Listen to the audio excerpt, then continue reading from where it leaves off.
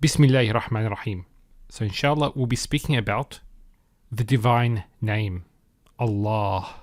And scholars call the divine name Lafzul Jalala. And we know lafz means a utterance or pronouncement of the majestic name.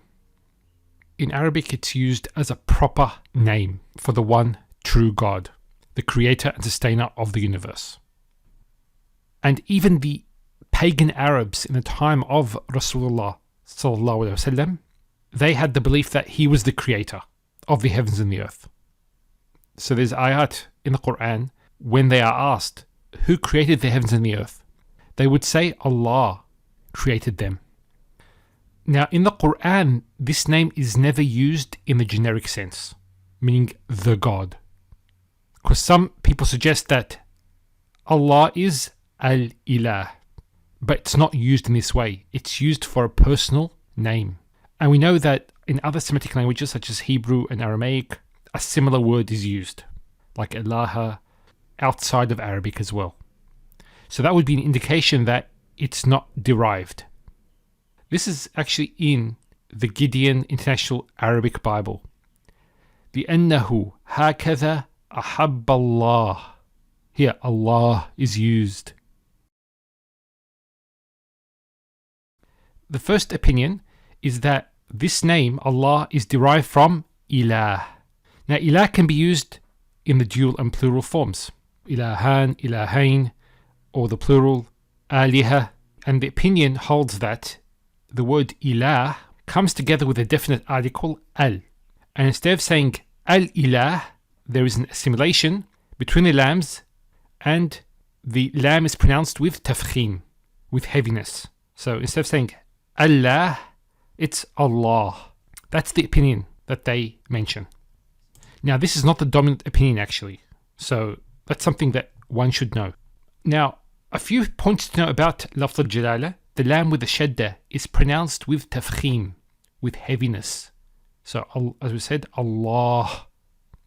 And this goes against the usual pronunciation. There's no other word which uses the lam with tafkhim, except for Lafz al-Jalala. Now the alif lam is actually part of the divine name and cannot be separated from it. So as an example, we have the word rajul. If we say ar-rajul, the man, and we want to call this man, the alif lam gets dropped. So it's ya rajul. And even the divine names, for example, Latif is a divine attribute. So he's Al-Latif. But when we call him, we say Ya Latif. The Al is dropped. However, when we use the divine name, it's Ya Allah. Another point is there is no dual or plural form of Allah. And this is actually unlike any other name. Any name in Arabic can be made dual or plural. And this is unique as well, where we add meme at the end of Allah, which is a harf mad, and we get Allahumma, and has the same meaning as Ya Allah. Now, going to the second opinion, that it's not derived from another word. We just spoke about the special characteristics of this name. It's also used as a universal name, as I mentioned, when it comes to the Semitic languages. So it was actually used by all the prophets and messengers. So this would transcend the Arabic language. And Allah is just the Arabic version of the name.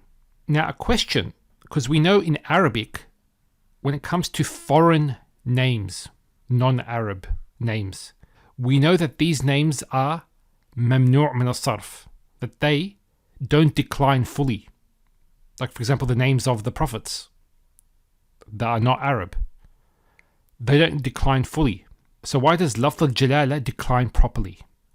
And the reason why is because his name has nothing to do with being Arab or non-Arab. It's a universal name that was used by all the prophets. So it's actually unique in this sense, where being mamnu' min as-sarf doesn't even come to play with this name. It's the divine name that was used by all the prophets. Okay, so that's the second opinion and the strongest opinion.